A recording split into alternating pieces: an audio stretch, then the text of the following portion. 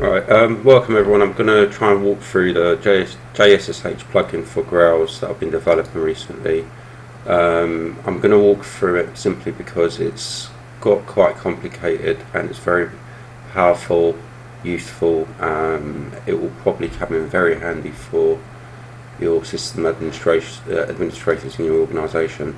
The thing with this plugin is I would really recommend, it's really easy to set up. I would recommend that you look into your security application that will be running this app, simply because it's got such potential power to gain access to your network. So I'm going to walk through it. First of all, what I've done is I've created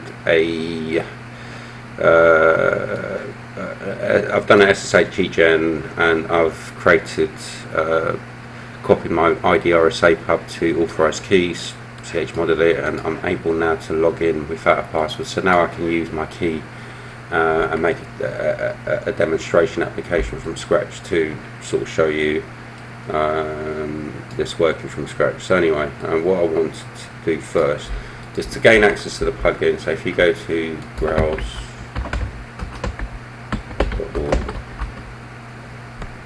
and then if you go to plugins and look for jssh, and there is the plugin. So from here you can get to the source and documentation, which is the same GitHub site.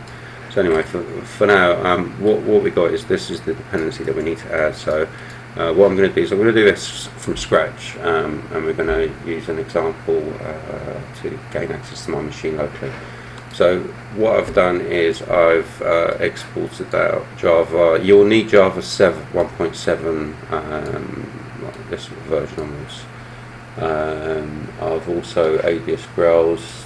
I'm going to go back to 2.3.7 because I know it works. It works on the 2.4. I've tested it, but I've been sort of testing it with 2.3.7 at home, so I'm going to leave it as it is, and I've been developing it. So anyway, so Grails create app, and we'll call it. We've already created that application there called test jssh. So we'll do it. Yeah. So that's what we would have done anyway. So test jssh. And that already exists anyway, so shouldn't happen.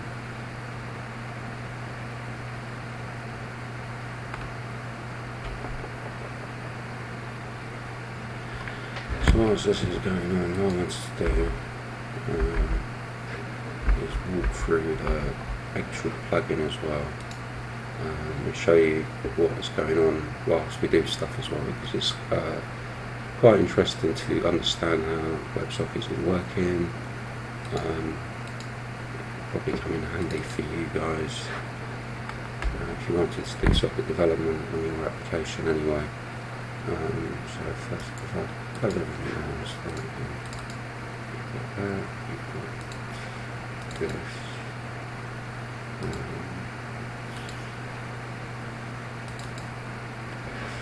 So go back to here. Right, it's great again. So test jssh. So we're in a default Grails created application. We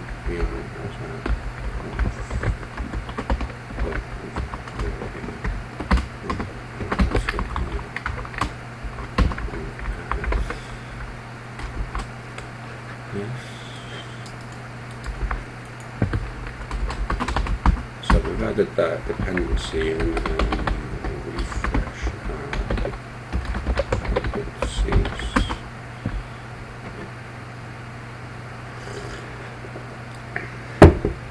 So this will now trigger the download of that plugin, the latest version that's been updated. It's going to be updated soon. There are a few minor bugs I'd like to fix. So anyway, back to the code. So what you've got is you've got this class in source groovy, which is JSSH endpoint. This sort of follows the sort of default instructions on how to set up endpoints with WebSockets under Java. You have to have this, you have to have a server endpoint, and it implements a servlet context. Now, you can actually get it to extend server endpoint. It gets a bit more complicated in the way you set up your class, because this is the easiest way as such to do it. Anyway, so what this does now is you need to then define your context in this, like your servlet context. Basically, you'll get this attribute, and you'll add your class, which is here, to it as an endpoint. That combines with something in the plugin called script events, which generates the XML entry in your web.xml for jssh endpoint as a listener class. So that's the first bit of the code, which basically does a dynamic addition to your web.xml with the events and adds this endpoint in. We go back to here. So dependencies are refreshed. If we just do what we want to do is we want to create controller test ssh. This is called create controller now. This is required by default. So what we've got some global variables at the top here. This is the global sort of SSH connection and certain configuration items required. These are my sort of Boolean checks that happen within the code. When a user connects through the front end web page, so when they hit the web page, what the web page does is it first of all detects whether they have WebSocket facilities on their browser. If it does, it allows it. Otherwise, it sort of warns them and closes off certain things on the page. If they do, what it does is it does a new WebSocket connection to this protocol WS. This is a variable coming in from your configuration file, your config.groovy, your application name, and that endpoint, which is fine here. So see if this is finished. Right, so back to here again. Oh no, sorry, I keep changing, but it's catching up and doing things when nothing's going on. So anyway, Grails app, controllers. We want to go to views and SSH index.jsp. The reason why we want to go there is because what we've got is Grails app controllers. So it's generated a test controller, and in there it's got a defined action of index. So there is a default action there called index, so we're just going to create a page for that default action inside the views. What I want to do is I don't want to write all this out because I've already done all this. So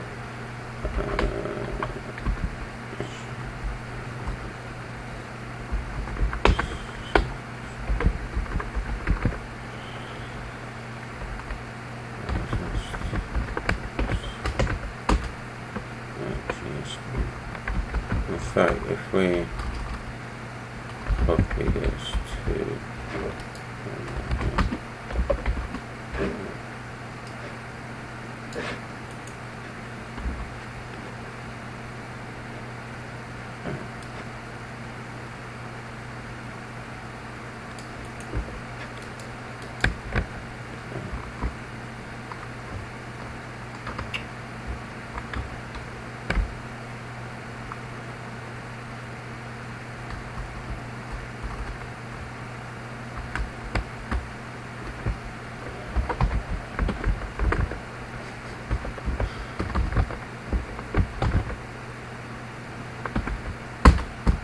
so that's copied the file across. So if we go back to here, the file's here now.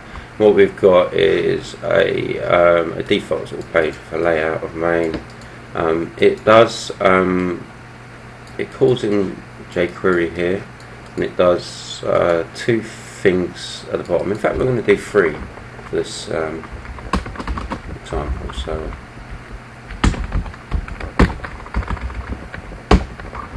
we're going to connect again, and we're going to tell another log file test 3.log, and this might be belongs free. So what's going on here is you've got a taglib called to JSSH, the plugin, and socket connect. It gives it the host name of localhost, the user command that I want to run when I connect, and the div ID. The div ID is basically a tag that is then passed through to the JavaScripts.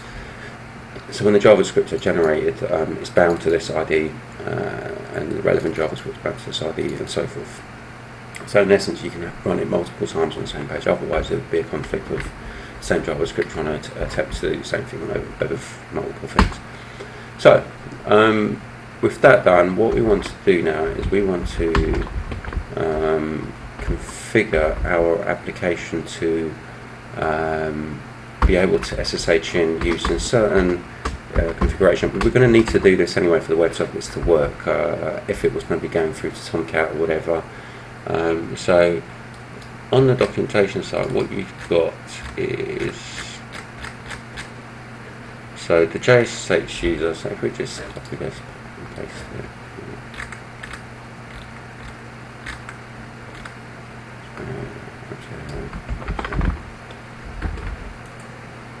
Right, so what we want to do is the user is going to be me.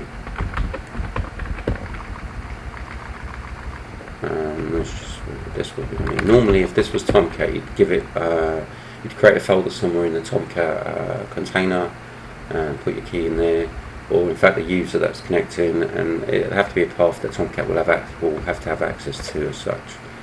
We don't need any of that. This is all default. So this host name, this is something I've explained in the documentation up here actually, on how to configure this in your Tomcat by doing this in your setenv. And then passing this value out, and then you'd be calling this in through your in the config. It will then load in the actual server name that's running the application. So over here we're going to be localhost 80. If I have nothing defined, it will default to this through the configuration anyway. So these bits here, I'll explain to you in a minute. But what we've done at the moment is we've enabled new connection per transaction. Yes. So every time SSH is running through WebSockets, if there's something running that's holding the connection, this will allow me to actually launch a new shell through the pulled connection and do something else, and it will return back to that once the other job's finished. But it opens multiple sessions basically to the back end. Anyway, I'll explain all that to you in a minute. Oh no. So we're not hiding anything. If this was going, if we wanted to hide things from users, so hide auto. Auth blog is the bit that hides the. You'll see it in a minute anyway. It's the bit that hides the username and password, server details. This is the console for when it's launched it, so you can hide that. You can hide the send block, which is basically the bit that allows the remote user to, or sorry, the end user to send commands remotely to the server. And then session control. This is a sub menu within the menu of your console menu. And if you hide this, then the user cannot override this. So if you've set this to be no, and you've set this to be yes, then the user will not be able to override this configuration. If this is set to whatever value and this is set to no, then the user will, from the front end, can actually override that value that I'm showing up there. Anyway, we're going to go into it in a minute. So that's the configuration added in. It points to my my IDRSA, so it's going to use that to connect through to my local machine. We've configured index page by default, and we're really ready to go now. So we haven't really done any sort of coding here. We just installed the plugin and put a few configurations in. So whilst that's going on, let's go back to the code anyway.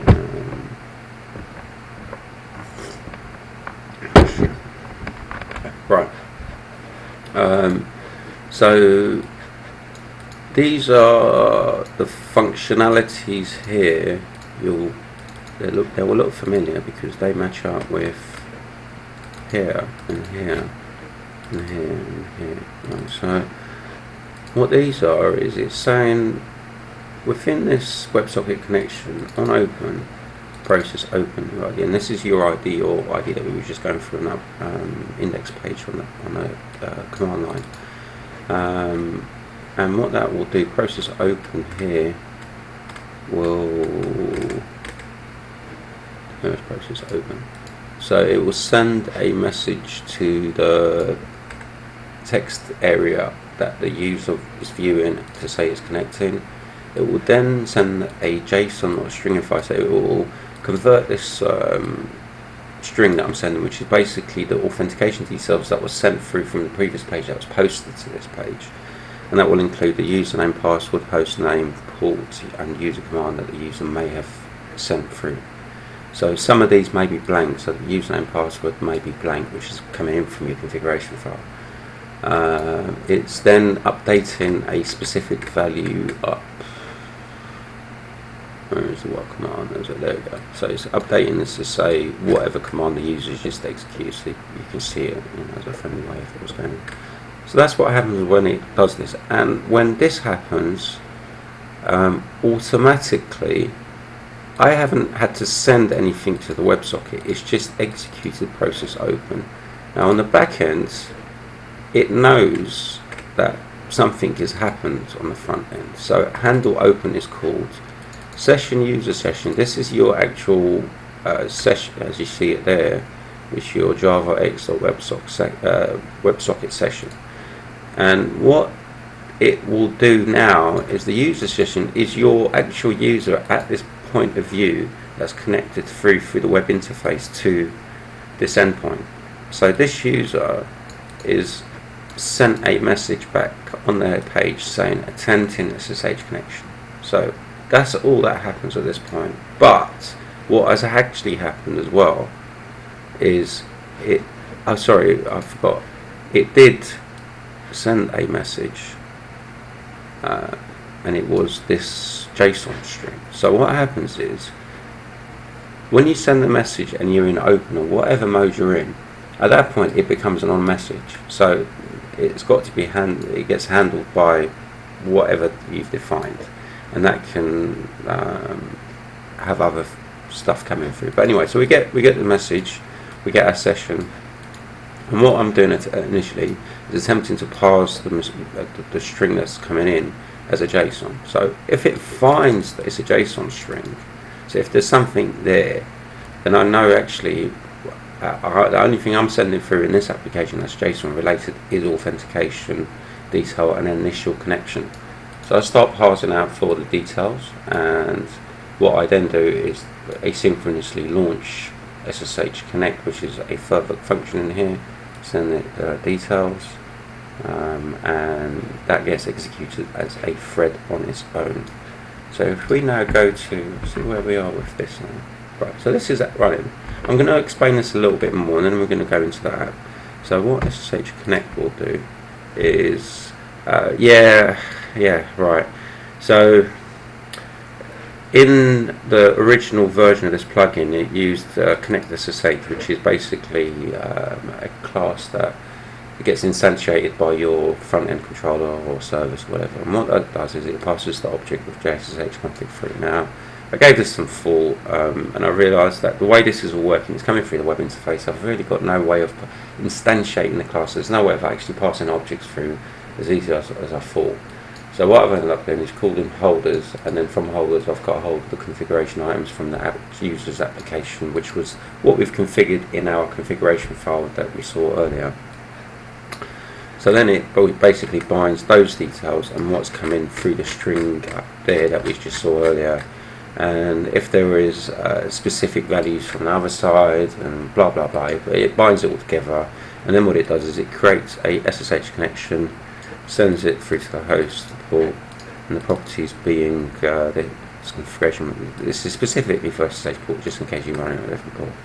So if there's a password defined, what it will attempt to do is it will attempt to do a password connection by sending it the username and the password details, and with the password authentication. No, sorry, this is the non-password. Wow. Right, so what this will do is attempt to do the key method, set the key, and then if the result is this result authenticate is true. Otherwise, if it is password, it will the default password connection, and normally the result will be 4 in J2 SSH when now the users authenticate. So if the users authenticate, what we did then do is we launch or trigger their command that they've sent initially. This is if they failed, they'll get a message related to why they failed, whether it was a key or a password related. SSH control attempts to get that new connection per transaction that we were just going through. There is some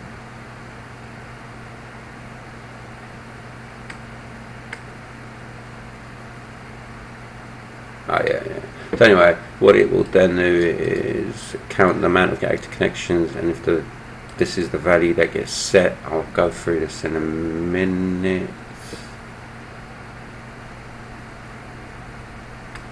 No, I won't go through in a minute because I have to pull this code down.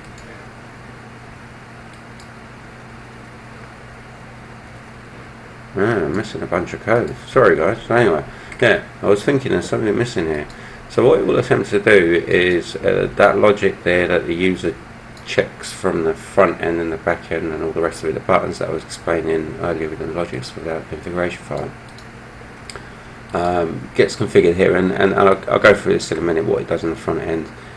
So basically what this is doing is if new channel, which is a boolean, is set to false, which is don't create a new channel regardless of what the policy was set to, and if the connection count is above 0, then basically just return the stream. So just show the stream, don't do anything.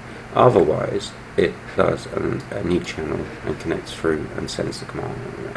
And really the most important part really here is, and it took me a while to figure it out, which was how this plugin all works, which is how when the backend gets, as in the server gets something added to a, let's say, log file, immediately the front end receives it, and that's done through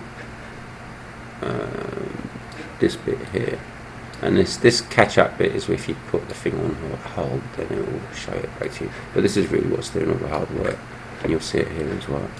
So that's the front end. I mean, there's a few things. Yeah. So these are the. So that was the JSON string, and beyond the JSON, what you've got is so when a user puts in something to send to the server, on the click of the button for send, or when they press enter on this text message, it triggers send message, and the send message literally sends that message to through the WebSocket connection, and that just re-triggers the on message. And when on message gets triggered, it goes through this polling again, and if it's not JSON, what it will do is it will check what type of message is received. If it's any of these sort of messages received from the backend, it will carry out these functionalities, which is typically on a disconnection to disconnect. On other ones, it sets a certain boolean as a certain value. And if it doesn't match any of these, and it's what users put in themselves, and what it will attempt to do is run another thread, which is that same SSH control that we've just run through. So literally, if it's a JSON string, go for a connect, which runs this eventually. Otherwise, evaluate what the string is, carry out necessary functionality, and if it doesn't match what the program is expecting to carry out actions with, it typically just does the executes the command. Besides that's it. That is really all there is to it. And you'll see how amazing this is all in a minute. So what other things there are on the front end is really the buttons that I'll go through, and when they click, so let's say resume or pause, pause or resume, what that will do is it will carry out these things, and it will just send, as you can see, the messages, which really is what the back end is looking for to do the specific actions. Anyway, so we'll go to the plugin, to the actual thing code now. I hope it will work, because as I said, we've just created a new application, and see this thing work.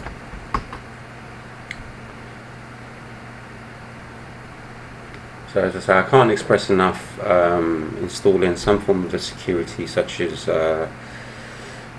Spring Security or Apache Shiro on your application, because basically this now, if I go to the actual plugin, I get an interface which from this web server's, but if this was a web server's point of view, I'm inside of this network, and I can carry out specific commands now. So I can give it a username. I don't have to, because at the moment, if you notice, we gave it a username and thing. We're not using a pass, we're using a key. So the host name will be localhost. I don't think I don't even have to define that if it's localhost. I just run PS Sports. See what happens.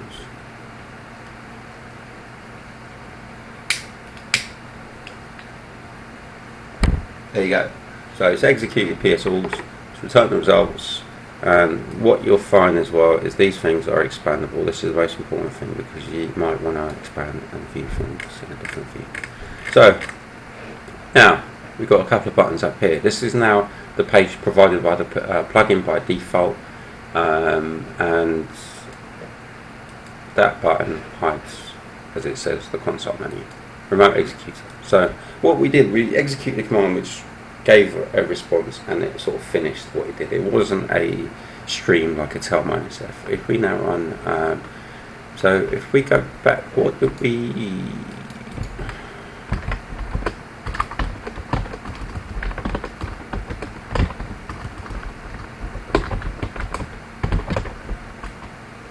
Set it to. So we've got a new transaction per connection. So what will happen is if we now do the tel-f, actually we may need to be sudo.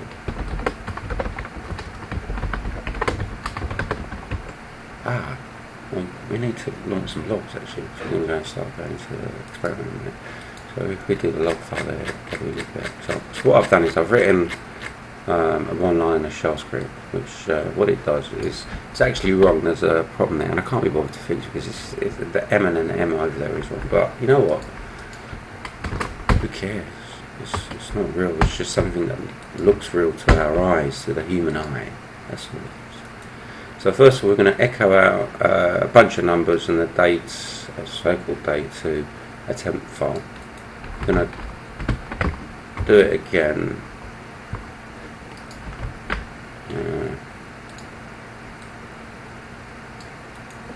I need to do it 3 times because I've said it 3 times, if you remember. So we got what files do we have?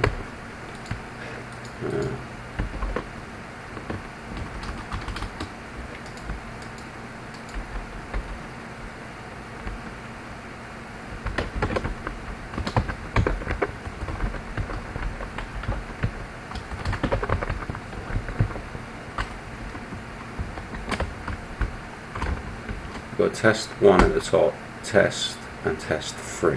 Nice. Glad that we got some form of an order. Right, so test. We want this one to be slightly different. We want this to be testing 1. Right, so that's test 1, and then we want test 3. Wow, man. Test 3. So.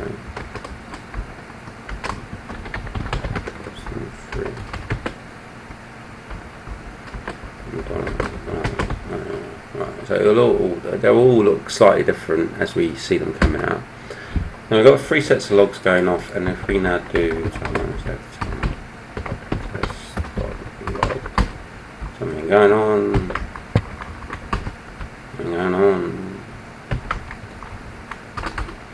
oh, 3, okay, it's what happens with inconsistency, something going on.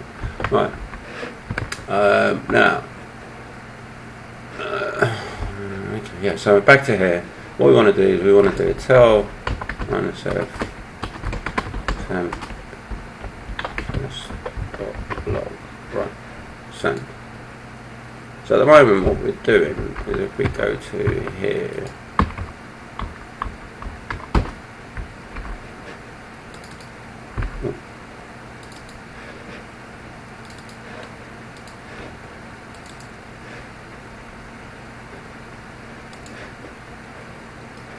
like that. What you should see is this is actually happening on the server, and this is what's happening on your web page. It's actually in sync with each other.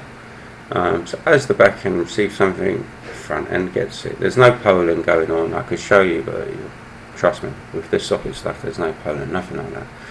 So that's our tail going on. As I mentioned earlier as well in this thing here, we were when I looked at the configuration, we were a new connection for transactions. So what this means now is this is rather quite powerful, because what it allows me as the front end user to do is to execute commands. So if this was something that was broken and it was causing issues and I noticed it from the front end, I could get quite sick, and I could say sudo pkill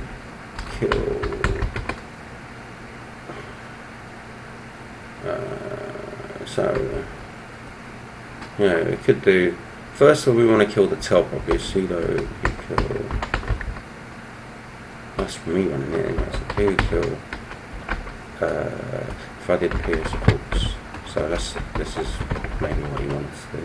So it shows me there's some tail going on here. Which one's the main guys? Let's have a look. Assuming that this was. I think that's my console now. These things that you see in here, that's to do with my console rather than the Unix typical console. I shouldn't show this. It's my profile, should I say, sorry. Anyway, I've got a PID there, so pkill, as you can see, the logs are still going on in the background to annoy me. So maybe I want to kill the logs that I've launched now that's in my way to do something else. So pkill 6027 hasn't killed it.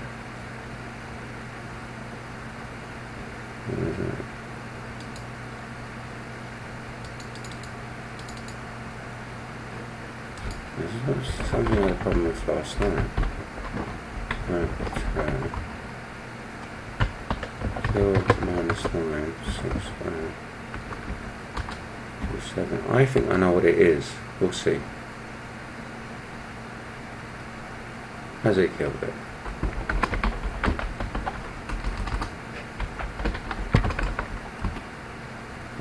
Tail's gone now, as you can see.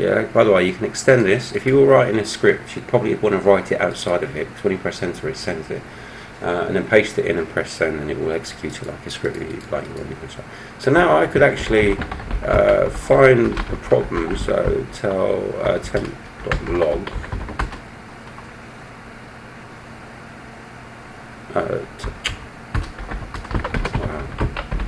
I mean, it's so comfortable that I'm pressing up arrow like I'm in shell, and that's the most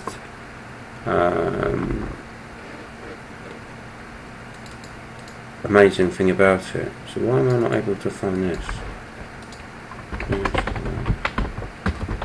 Right.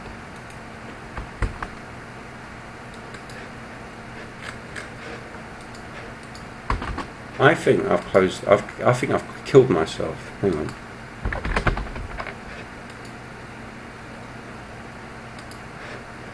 Yeah, I think I've done something. When I killed that tail, I've killed myself.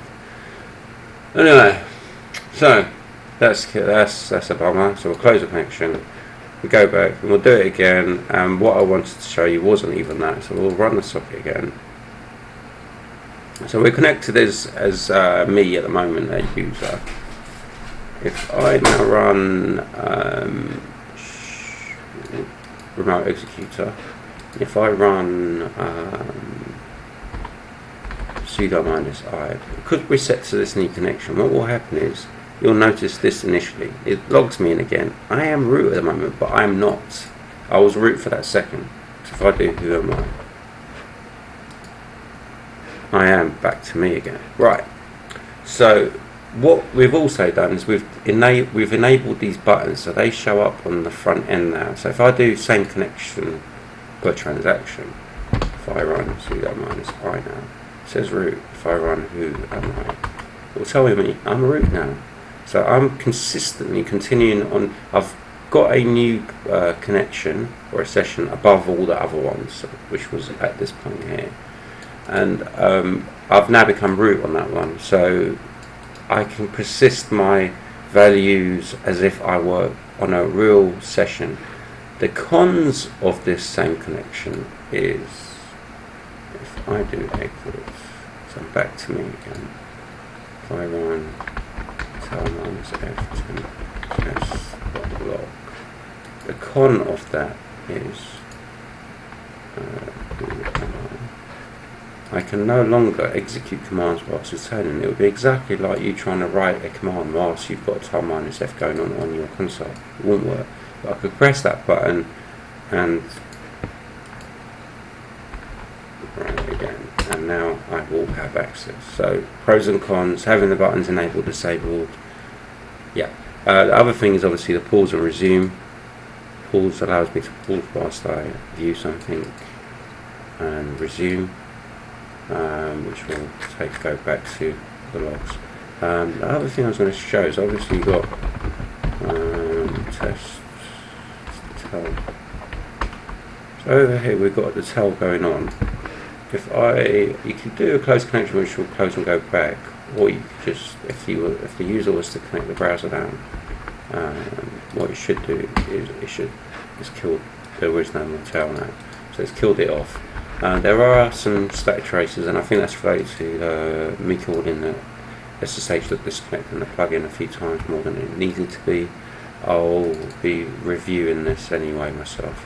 So anyway, what I wanted to next show you was the controller, and that was that index page that we created. Now you can see I've got 3 connections to my machine, each one doing different log files. As you can see, they're different outputs, different times, and you know they're all moving, and you could apply the same rules and policies that we've just spoke about, and commands. So I mean, at the moment we are new connection per transaction. So on this one I could run this, and it will run this there in this machine, and this one's here, and it goes back to the logs. So it's really quite powerful. I think it's got a lot of potential, this plugin. It's in some ways it's better than using console. You're removing all the complexity of giving authorization access. If you set up the right keys and accounts, then you can, you know, have proper control over it. In fact, I may even look into writing a way of sending debug information, which would be to send through the WebSockets.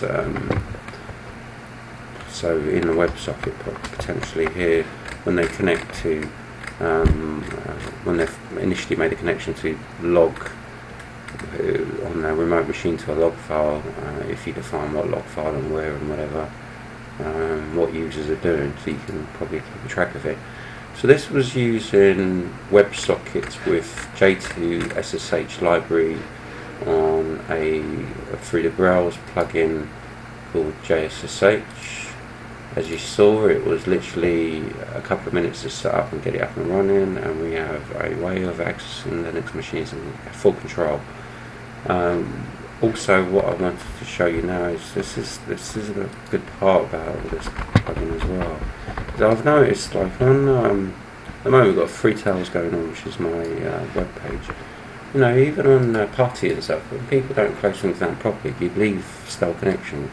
What I'm about to show you now is potentially someone who's not going to follow correct instructions and just going to leave the page or close it or whatever they're going to do. And we no longer have tails going on here. So what we've actually done is we've closed everything down when the user is disconnected, and that's happened through what I'll show you is the interesting parts of this is you've got this bit here, the on before unload, that sends a disco to the server and sends a close to the WebSocket, and that literally takes care of itself through the disco here, session close. Next thing I wanted to show you on the plugin was the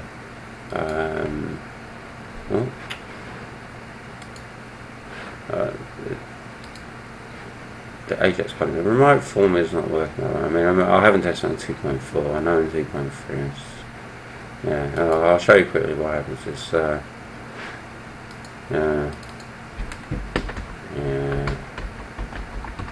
it's really the answers about. Right, so it launches it, it does something, but what happens is in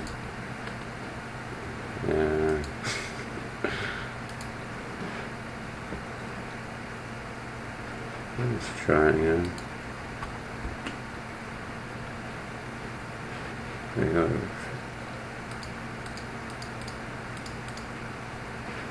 What was it on the back end? I can't remember. Yeah, sorry. Yeah. So basically, it throws a big stack trace, and it's mainly actually around here, and it's to do with the R layout resources. So as I say, it may actually work on C4. I haven't tried it, and yeah, I've tried to trace it. Thought there's more interesting stuff going on. Anyway, Ajax poll. This is I guess this is where all the plugins started from, really. It was the bee's knees last week, really. You know, compared to when all the WebSockets come along to this plugin, this is what was happening.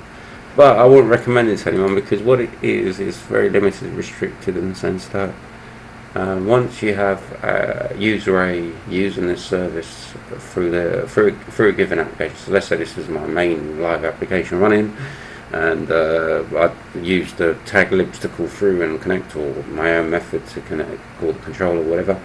What happens is it makes one connection and that's it. If the next user comes along, what they do is they disconnect the first user. So really, this is I've left it there because obviously it's where it started, and then I thought, well, WebSockets is cool, it works, it's great, but what happens if the end user doesn't have WebSocket? What's it called? They don't have it, the facility available on their browser or whatever. They can't gain access to WebSockets for whatever reason. So what you've got to do now is this method, which is painful. So anyway, you got doing it's going to do the same thing. In fact, we'll do a tell.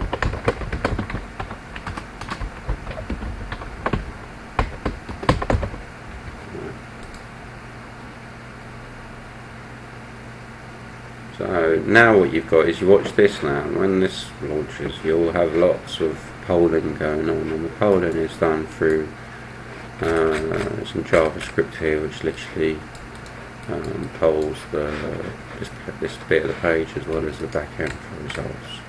And the reason why it does all the connection resets, because there's a shared variable at the top of the main service that does all the, sorry, Groovy file that does all this, and yeah, it's painful. So anyway, there you got this close connection. You can pause logs on that as well. The pause logs feature. Yeah. Anyway, I won't use that. I won't use that. If you get socket, go for socket. That's what I'd say. Don't go for Ajax. Right.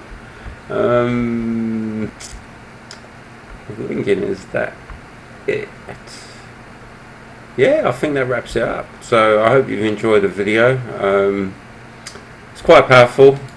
As I say, you may find it very useful in your organisation for your Unix administrators. They could be out having a party on their phone and restarting servers. So enjoy. Yeah, that's it really. So,